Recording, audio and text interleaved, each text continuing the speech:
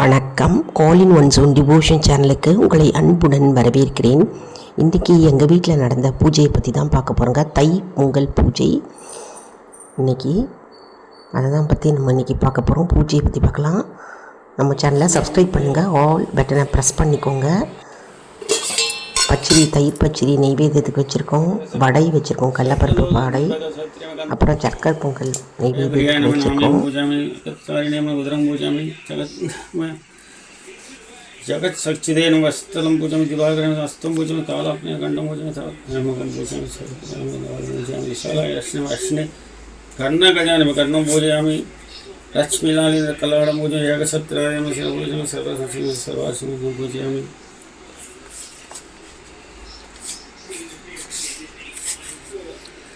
ओम अर्णाय नमः ओम शरण्याय नमः ओम करुणा रसित्तुंदे नमः ओम अस्माय नमः अत्तकथाय नमः आदित्याय नमः आदिभूताय नमः ओम लीलाकमवेदि नमः वत्साय नमः अलिंदाय ओम नमः विनाय नमः ओम विच्छुरूपाय नमः वज्राय नमः इंद्राय नमः उपानवे नमः इंद्रमत्याय नमः वंदिनाय नमः विष्णुय नमः सुप्रसन्नाय नमः. அதாவது ஒரு மனை எடுத்துக்கிறோம். அந்த மனையில் வந்து சூரியனை நம்ம வரைஞ்சி அதுக்கு சந்தன குங்குமம் வச்சு பூ வச்சுக்கணுங்க. எல்லா பக்கத்துலேயும் பூ வச்சுக்கணும். விளக்கு ஏற்றி வச்சுக்கணும். நிறைய பூ வச்சு நம்ம வந்து அர்ச்சனை பண்ணணுங்க. அஷ்டோத்தர நாமாவளி, அதாவது தைப்பொங்கல் அஷ்டோத்தர நாமாவளி சொல்லணும். மஞ்சள் பிள்ளையாரை பிடிக்கணுங்க. எப்போவுமே மஞ்சள் பிள்ளையாரை பிடிச்சிட்டு தான் நம்ம வந்து பூஜையை ஆரம்பிக்கணுங்க. பூஜை முடித்த உடனே நம்ம கற்பூர தீபம் காட்டுறோம். அதான் பார்த்துட்ருக்கீங்க இப்போது. மற்றும் வந்து பிரசாதம் அப்படின்னு பார்த்தா சக்கரை பொங்கல், சாதம், பால், பச்சரி, தக்காளி பச்சரி செஞ்சுருக்கேன். அப்புறம் கடலை பருப்பு வடை, கரும்பு வச்சு நெய்வேத்தியமாக பண்ணணுங்க. அதில் வந்து நெய் ஊற்றணும். வாசலில் கோலம் பாருங்கள், அதாவது சின்ன கோலமாக தான் போட்டிருக்கேன் நான். ஹாப்பி பொங்கல் அப்படின்னு போட்டிருக்கேன். சிம்பிளாக நேரம் ஆகிடும் அப்படின்ட்டு.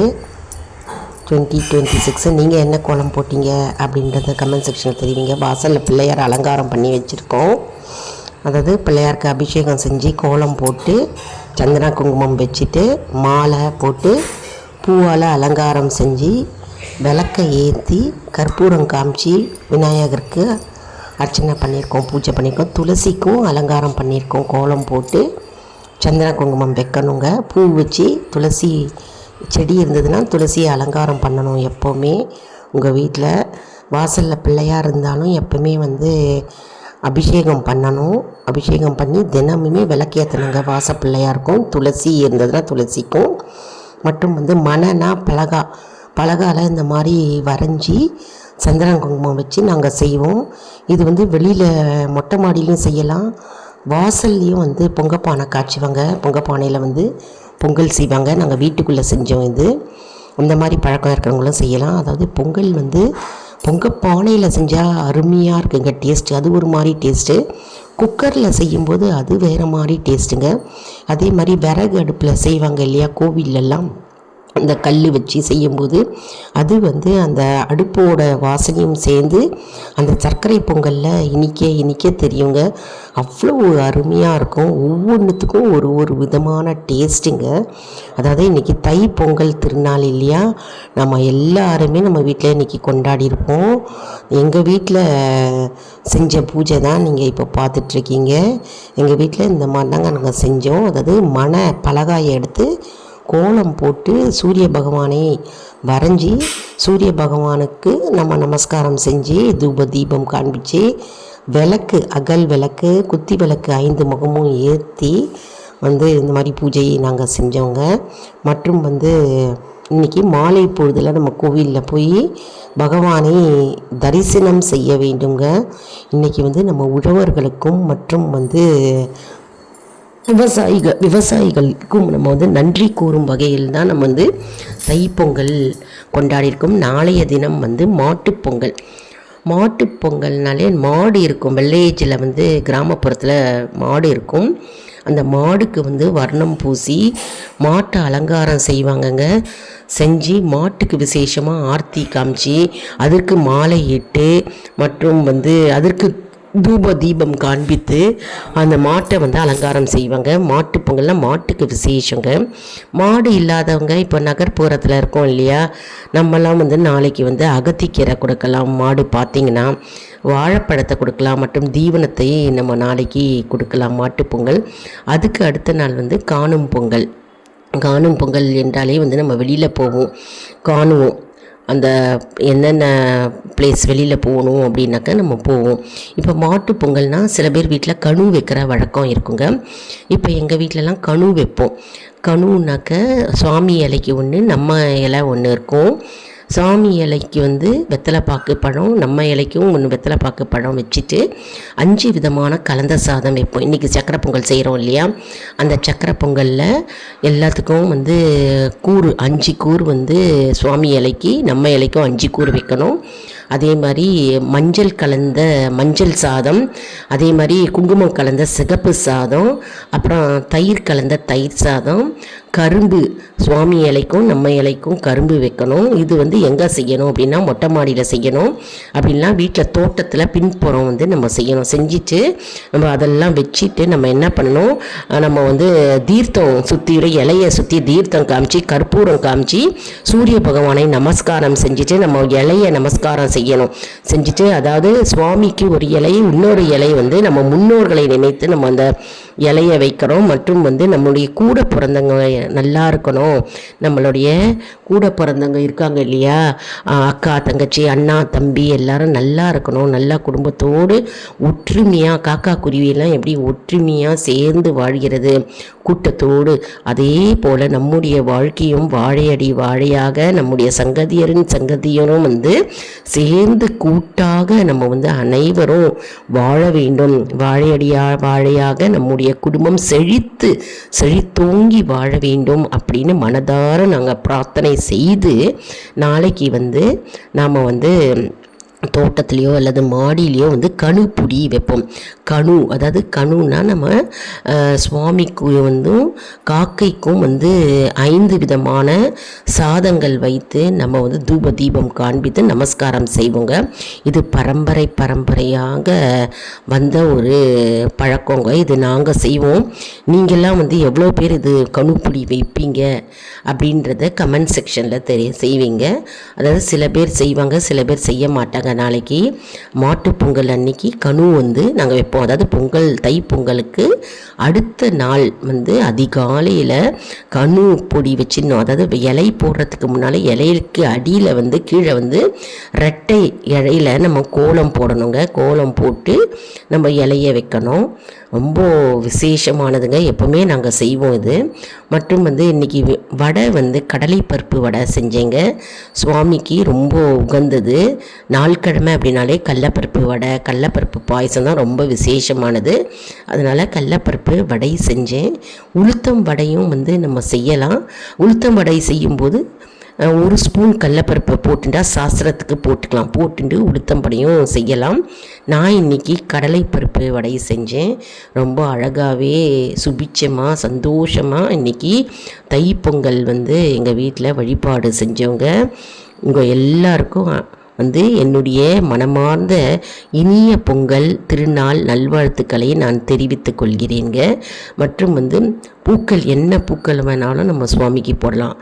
சாமந்தி பூ, ரோஜா பூ, செவ்வந்தி பூ, செவ்வரளி மற்றும் ரோஸ் அரளி, அரளிப்பூ, என்ன பூக்களை வேணால் சுவாமிக்கு அர்ச்சனையாக நம்ம இன்றைக்கி போடலாம். மற்றும் வந்து வாசலில் வீட்டில் எல்லா இடத்துலையும் வந்து நம்ம கோலம் போடணுங்க. கோலம் போட்டால் தான் நம்ம வீட்டில் ஒரு திருவிழா மாதிரி இருக்கும். அந்த கோலம் போட்ட இடத்துலையே வந்து லக்ஷ்மி குடியிருப்பார், அதாவது லக்ஷ்மி வீட்டுக்கு வருவார் என்று நம்பிக்கை. அதனால் வந்து எப்போவுமே வந்து கோலம் போடணும். நம்ம பெருசாக கோலம் போட முடியலனாலும் பரவாயில்ல, நம்ம வந்து ஆனால் கோலம் போடணும். சின்ன சைஸில் கோலம் போட்டாலும் பரவாயில்ல. அதாவது வயதானவங்களுக்கு பெரிய கோலம் போட முடியாதவங்க இருப்பாங்க நிறைய பேர். அதனால் வந்து சின்ன கோலம் போட்டால் கூட கோலம் அப்படின்னு போட்டால் ரொம்பவே நல்லது.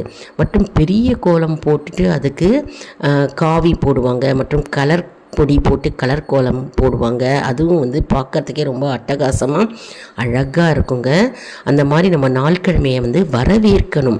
எப்போவுமே நாள்கிழமைனா நம்ம மனதில் வந்து குதூகலம், ஒரு சந்தோஷம் இருந்தால் தான் அந்த குடும்பத்தில் இருக்கும் அனைவருக்கும் வந்து சந்தோஷமும் குதூகலமும் தானே வரும். எல்லாருமே குதூகலமாக இருப்பாங்க. மற்றும் மகிழ்ச்சியுடன் நம்ம எந்த பண்டிகையும் நம்ம சந்தோஷமாக கொண்டாடணும்.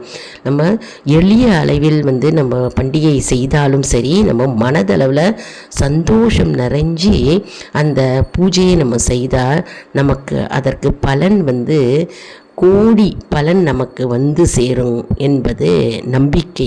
அதனால் வாசலில் வந்து விழா கோலம் மாதிரி அந்த வீட்டை பார்த்தாலே போகும். அந்த பொங்கல் வாசல்லையே தெரியணும்.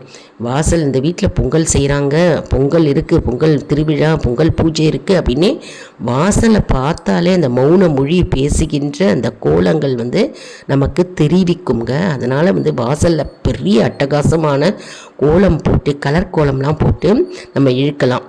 அப்படி இல்லைன்னா கலர் கோலம் போட முடியல, காவி கோலம் போட முடியலன்னா சாதாரண கோலம் போட்டு வந்து அழகாக வந்து அந்த வாசலை அலங்காரம் பண்ணலாம். மற்றும் வாசப்படியை வந்து நல்லா அலங்காரம் பண்ணலாம். வாசப்படி நிலை வாசலில் கோலம் போடணும். மஞ்சள் குங்குமம் வைக்கணுங்க. எப்பவுமே மஞ்சள் குங்குமம் வைக்கணும். மங்களகரமான மஞ்சள் குங்குமத்தை வந்து நம்ம பொங்கப்பானையில் வந்து மஞ்சள் குங்குமம் வைத்து சூரியனை வரைந்து மற்றும் வந்து மஞ்சக்குத்து கட்டி தான் நம்ம வந்து இன்றைக்கி பொங்கல் செய்வோம். மற்றும் வந்து மனையில் நம்ம கோலம் போட்டிருக்கோம் இல்லையா, சூரியனை வரைஞ்சிருக்கோம் இல்லையா, அதுக்கும் மஞ்சள் குங்குமம் நம்ம தவறாமல் வைக்கணும். மற்றும் வெத்தலைப்பாக்கு, பழம், பூவு, தேங்காய் உடைக்கணும். நெய்வேத்தியம் பண்ணும் பொழுது தேங்காயை உடைத்து விட்டு தான் நம்ம வந்து தூப தீபம் சாம்பிராணி காட்டணும். தூப தீபம் காண்பித்து நம்மளுடைய பூஜையை முடித்து கொள்ளலாம். மற்றும் ஏதாவது பாடல் தெரிஞ்சாலும் நீங்கள் பாடலை வந்து பகவானுக்கு பாடலாம். மேலும் நாள்கிழமைகளில், அதாவது விசேஷ நாட்களில், பண்டிகை நாட்களில் வந்து 5 முகம் வைத்து இந்த குத்தி விளக்கை நம்ம ஏற்றணும். 5 முகம் ஏற்றினா லக்ஷ்மி கடாட்சமாக இருக்கும், ஐஸ்வர்யம் தரும். அதனால் 5 முகம் நம்மளுடைய ஏற்றணும் நம்மளுடைய பூஜை அன்னைக்கு. மற்றும் வந்து நம்ம என்னைக்கு என்ன விளக்கு ஏற்றணும், எத்தனை முகம் ஏற்றணும் அப்படின்றதையும் நான் வந்து நம்மளுடைய சேனலில் வந்து நிறைய வீடியோஸ் அப்லோட் பண்ணியிருக்கேங்க. நம்ம சேனலை மறக்காமல் சப்ஸ்கிரைப் பண்ணிவிட்டு பாருங்கங்க. நிறைய ஆன்மீக தகவல்கள், முக்கியமான தகவல்கள், எந்த நாளைக்கு என்ன மந்திரம் சொல்லணும், ஒரு வரி மந்திரம், அதாவது நினைத்தது நிறைவேறும் மந்திரம், மற்றும் வந்து பூஜை எப்படி செய்வது, மற்றும் எந்த நேரத்தில் நம்ம எப்படி விளக்கு ஏற்றணும், என்ன எண்ணெய் ஊற்றி விளக்கு ஏற்றணும், என்ன திரி போட்டு விளக்கு ஏற்றணும், அதெல்லாம் வந்து நிறைய அப்லோட் பண்ணியிருக்கேங்க. நம்மளுடைய சேனலில் போய் பார்த்து பலனடைவீர்கள். அதாவது சப்ஸ்கிரைப் பண்ணிவிட்டு பக்கத்துலேயே பெல் பட்டன் இருக்கும் பார்த்தீங்களா, அந்த பெல் பட்டனை ப்ரெஸ் பண்ணிக்கோங்க. ப்ரெஸ் பண்ணிவிட்டு ஆல் அப்படின்ற ஆப்ஷனும் இருக்கும். அந்த ஆல் பட்டனை நீங்கள் ப்ரெஸ் பண்ணிக்கிட்டிங்கன்னா வந்து எல்லா வீடியோஸும் உங்களுக்கு நோட்டிஃபிகேஷனில் அப்படியே தெரிய வருங்க. மற்றும் நீங்கள் எல்லாருக்கும் ஷேர் பண்ணுங்க. எப்பவுமே நல்ல விஷயத்தை எல்லாருக்கும் ஷேர் பண்ணிங்கன்னா அவர்கள் பலனடைவார்கள் இல்லையா, அந்த பலன் வந்து நமக்கு தானாகவே நம்மை தேடி வரும். ஒவ்வொரு வீடியோ அப்லோடு பண்ணும்போதும் நம்மளுடைய வீடியோஸில் வந்து ஆன்லைன் ஷாப்பிங் இருக்குங்க. அந்த ஆன்லைன் ஷாப்பிங்கை நீங்கள் ப்ரெஸ் பண்ணாலே போருங்க. நீங்கள் வந்து என்ன பொருள் வேணுனாலும் வாங்கிக்கலாங்க. என்ன பொருள் வந்து உங்களுக்கு வேணும் அப்படின்னா நீங்கள் பர்ச்சேஸ் பண்ணிக்கலாங்க. அதனால் ஆன்லைன் ஷாப்பிங் நம்மளுடைய வீடியோஸில் இருக்குங்க. அதனால் மேலே வந்து வீடியோஸ் மேலே வந்து நாங்கள் டேக்ஸ் கொடுத்துருக்கும் போது ஆன்லைன் ஷாப்பிங் நம்மளுடைய வீடியோஸில் இருக்குது. நம்மளுடைய வீடியோஸ்லேருந்து நீங்கள் வந்து ஷாப்பிங் செஞ்சுக்கலாம், ப்ராடக்ட்ஸை வாங்கிக்கலாங்க. இந்த வீடியோ உங்களுக்கு மிகவும் பயனுள்ளதாக இருக்கும் என்று நான் நம்புகிறேன். இந்த வீடியோவுக்கு ஒரு லைக் கொடுங்க. இதை மற்றவர்களுக்கும் ஷேர் செய்யுங்கள், அவர்களும் பலனடையட்டும். மேலும் ஆல் இன் ஒன் ஜோன் அன்பர்களுக்கு ஒரு அன்பான வேண்டுகோள். நம்முடைய கம்யூனிட்டி போஸ்ட்டில் கேள்வி பதில் நேரம் வருங்க. அந்த கேள்விகளுக்கு பதில் தாங்க. இதன் மூலம் நம்முடைய ஆன்மீக பயணம் எப்படி இருக்கிறது என்பதை நாம் தெரிந்து கொள்ளலாம் இல்லையா. இது சப்ஸ்கிரைப் செய்தவர்களுக்கு மட்டுமே தெரிய வரும். அதனால் நம்முடைய சேனலை மறக்காமல் சப்ஸ்கிரைப் செய்து கொள்ளுங்கள். அடுத்த வீடியோவில் வேறொரு தலைப்புடன் உங்களை வந்து சந்திக்கிறேன். நன்றி, வணக்கம். நீங்கள் உங்கள் வீட்டில் எப்படி பொங்கல் கொண்டாடினீங்க? நீங்கள் வந்து எப்படி பானையில் பொங்கப்பானையில் செஞ்சிங்களா, இல்லை விறகடுப்பில் செஞ்சிங்களா, அப்படிலாம் குக்கரில் செஞ்சிங்களா அப்படின்றத கமெண்ட் செக்ஷனில் தெரிவிங்க. நன்றி, வணக்கம்.